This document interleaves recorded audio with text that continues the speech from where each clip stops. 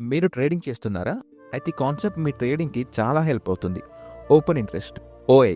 ఓఐ అంటే ఒక స్ట్రైక్ ప్రైస్‌లో ఓపెన్‌గా ఉన్న total contracts.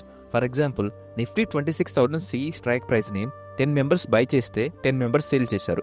So open contracts 10. ఎందుకంటే 1 బై ప్లస్ 1 సెల్ అంటే 1 కాంట్రాక్ట్. ఇదే ఓఐ. ఇప్పుడు ఓఐని ట్రేడింగ్‌లో ఎలా యూజ్ చేయాలో చూద్దాం. ఒకవేళ ప్రైస్ ఇంక్రీజ్ అవుతుంది అండ్ ఓఐ కూడా ఇంక్రీజ్ అవుతుంది. అంటే fresh buying and strong up move వచ్చే ఛాన్స్ ఉంటుంది. ఒకవేళ ప్రైస్ పడుతుంది, ఓఏ పెరుగుతుంది అంటే fresh shorting, strong down move వచ్చే ఛాన్స్ ఉంటుంది. ప్రైస్ పెరుగుతుంది అండ్ ఓఏ పడుతుంది అంటే లాంగ్ పొజిషన్స్ క్లోజ్ అవుతాయి. ఫేక్ బ్రేక్అవుట్ అండ్ ఆ ప్రైస్ ఎప్పుడైనా రివర్స్ అవ్వచ్చు.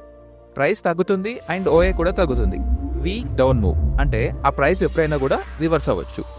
ఓఏ డేటాని ఎన్ఎస్సి వెబ్సైట్లో ఫ్రీగా చూడొచ్చు.